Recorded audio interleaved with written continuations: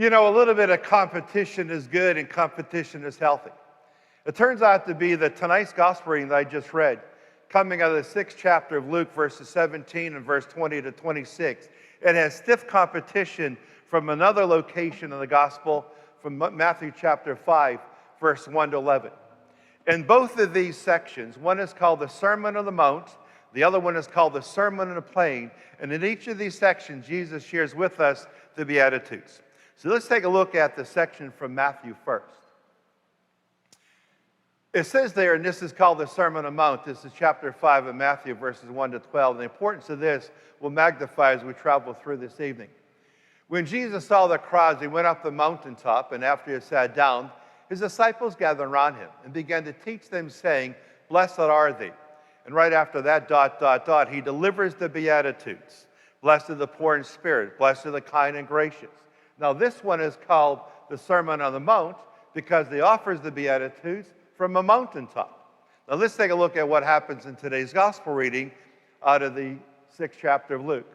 Verse 17 and verse 20 and 26, this one is called the Sermon on the Plain, where he again delivers the Beatitudes. Let's take a look why it's called the Sermon on the Plain.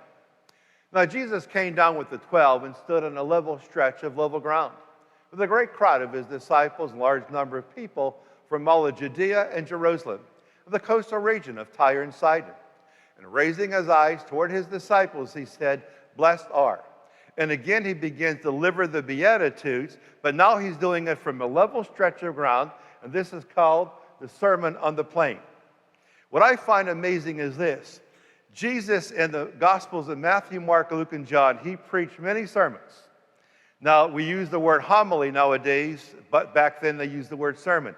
Jesus preached a lot of sermons, he preached a lot of homilies, and he never, ever repeated a homily twice, except for the Beatitudes. When he gives the Beatitudes on the mountain and the Beatitudes on a level stretch, he gave the same sermon twice. Now, I got to say that Jesus has one up on me, because often I give the same sermon twice, but I give it from right here. I don't go up a mountain, and I don't go on a level plain. I just do it right from this concrete, look in front of all of you. And Jesus gives the same sermon twice. He changes very little. But what he wants to do is promote the idea of the Beatitudes.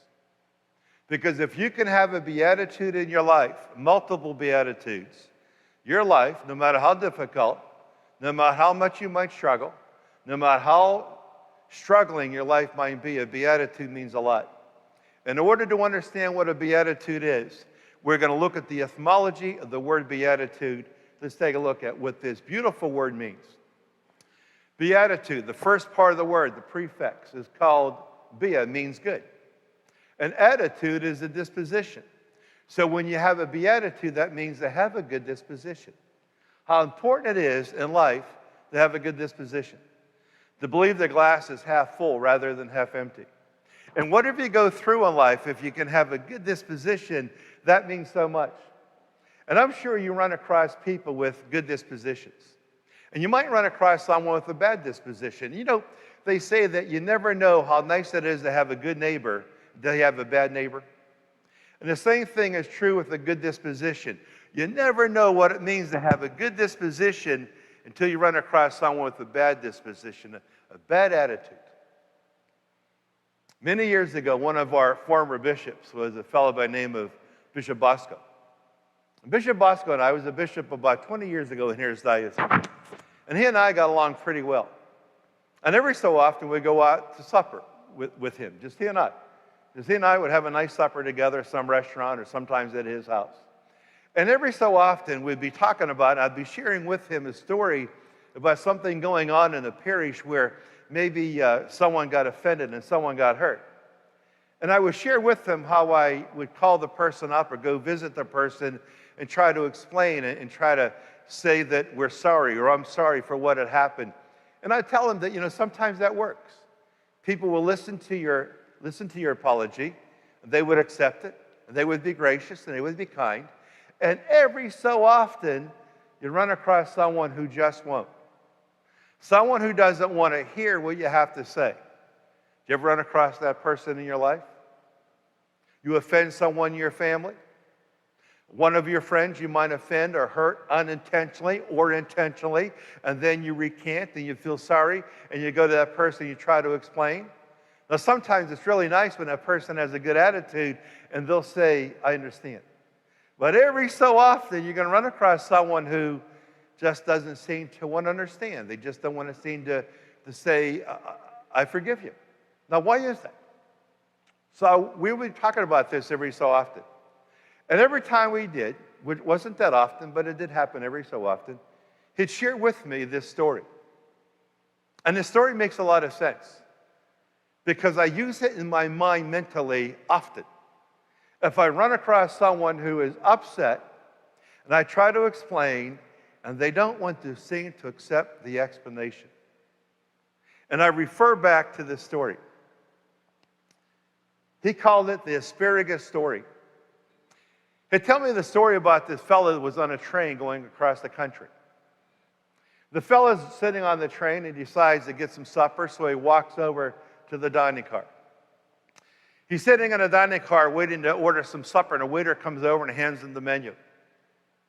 The man looks at the menu, and then the waiter comes back and says, sir, what would you like to have? And the fellow said, well, I'll take the filet mignon, I'll take the twice baked potato, and I'll have some of that fresh asparagus. That sounds really good. So the waiter wrote it all down, and he took it over to the chef. The chef looks at the menu, at the order, and he said to the waiter, he said, I'm sorry, you're going to have to go back and tell the guy that we have everything here, but we just ran out of the fresh asparagus. We don't have any other asparagus. So if you would ask him to pick another vegetable. So the waiter walks over to the fella and said to the fella, I'm sorry, sir, they just ran out of asparagus. Can you pick another vegetable? And with that, the man blew up. He started to yell and scream and rant and rave, and all the people in the dining car looking over to see what's going on. Sounds like the guy's getting murdered. He just is really, really mad they don't have any asparagus. I'm sorry, sir, we just used it. We don't have any more.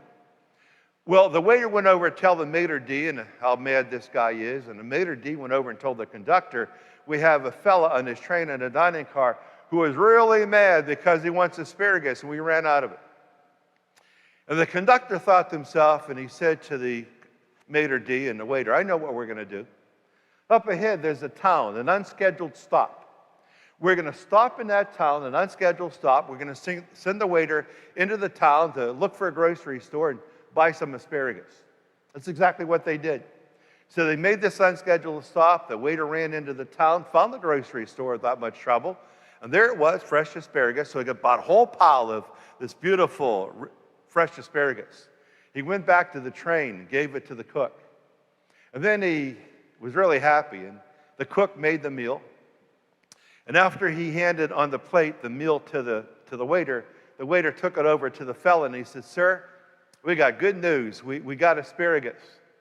And the man said, well, I don't want the asparagus now. What do you mean, sir? We made an unscheduled stop. Well, I ran off the train. I got the asparagus. It's right here in a plate. You can have it. I don't want it now.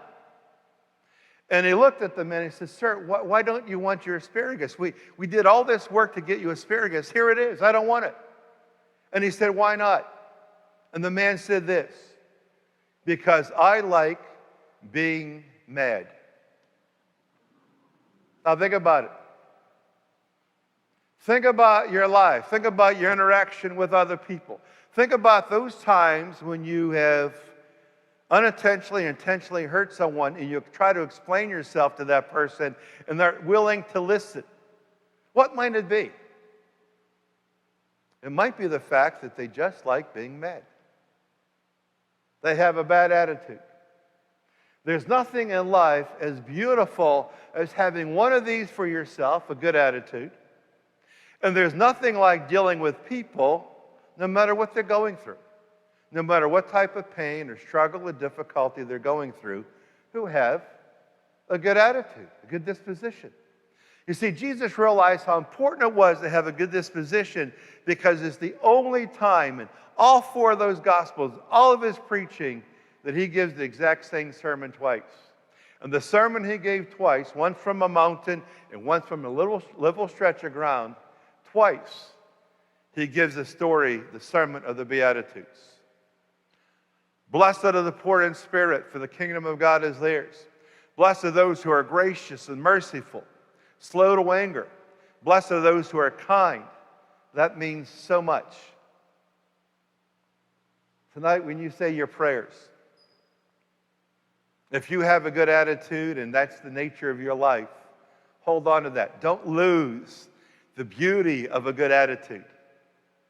And if you're dealing with people in your life who have good attitudes, and say to yourself, oh, Father, that feels so good. This family member, that family member has a good attitude. Because every so often, you're going to run across someone, and I suspect you know someone right now in your circle of family or your circle of friends who have the opposite of a good attitude, who have a bad attitude. And every so often, if I'm dealing with someone and they seem a tad cantankerous, they seem like they don't want to listen to what I have to say. And I'll say to myself in the middle of trying to bring them around, I'll say, Kenny, don't try any longer. And I'll think about the Asparagus Story. Kenny, this is the Asparagus Story. Save your breath. You're not going to change your attitude because they don't have a good attitude. You're not going to bring them around. Why? Because the answer the man in the dining car gave the waiter. I don't want the asparagus now because I like being mad. You might know some people, and maybe you're one, who just like being mad.